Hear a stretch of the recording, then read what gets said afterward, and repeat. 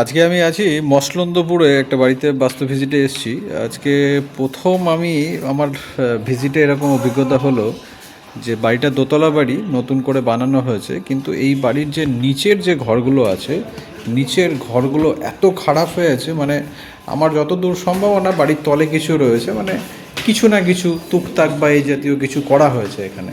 তো সেই কারণে এখানে কিন্তু বাড়িতে হেলথ প্রবলেম সহজে যাচ্ছে না। বাড়ির যিনি ওনার, ইনি এখানে খুব কমই থাকেন, ওনারা বাইরে থাকেন, কিন্তু প্রবলেম হচ্ছে এই বাড়িতে যে যিনি থাকেন আর কি, বয়স্ক ওনার যে মা, তার কিন্তু হেলথ প্রবলেম যাচ্ছে না। তার প্রধান কারণ হচ্ছে বাড়িতে কিন্তু টুকটাক করা হয়েছে, যেটা আসার পরে দেখলাম এটা এরকম সচরাচর হয় না।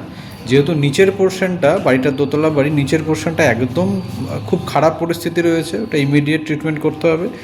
কিন্তু ওপরের ঘরগুলোতে কিন্তু সেই এফেক্ট এখনও আসেনি। ওপরের ঘরগুলো আপনারা দেখছেন যথেষ্টই ভালো আছে।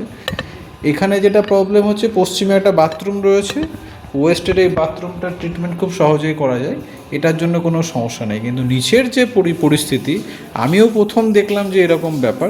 একটা ঘরও কিন্তু আমি পজিটিভ পেলাম না, প্রত্যেকটা ঘর নেগেটিভ হয়ে আছে।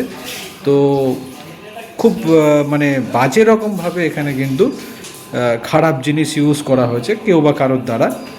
তো কিছু হবে না, সমস্যা খুব মিটে যাবে। বেশ কিছু জিনিস আছে যেগুলো এখানে করাতে হবে। বিশেষ করে আপনাদের বাড়িতেও যাদের এই সমস্যা হচ্ছে, সর্বপ্রথম আপনারা কিন্তু মাটির প্রদীপ সর্ষের তেল দিয়ে অমাবস্যা পূর্ণিমার দিন অবশ্যই জ্বালাবেন। এটা আপনাকে অনেক রকমভাবে হেল্প করবে। এছাড়াও এই বাড়িতে অনেক জিনিস করতে হবে, আপনাদেরকে আস্তে আস্তে ভিডিওতে আমি জানাবো। পরে আপনাদের বাড়িতে যদি এই সমস্যা থাকে কী করবেন। আর পেজে দেওয়া নাম্বারের সঙ্গে যোগাযোগ করতে পারেন। আমি এখনও 10 দিন মতো কলকাতায় আছি। যারা এখনও ভাবছেন বুকিং করবেন, তারা খুব সহজেই বুকিং করতে পারেন। কালকে পরশু আমি মুর্শিদাবাদে থাকবো 2 দিন। যদি মুর্শিদাবাদে যদি কেউ ভিজিট করাতে চাও, তারা যোগাযোগ করতে পারো পেজে দেওয়া নম্বরের সঙ্গে। বাস্তুতে সব সমস্যারই সমাধান করা যায়, কোনো রকমের ভাঙাচোরা ছাড়াই। সবাই ভালো থেকো, সুস্থ থেকো।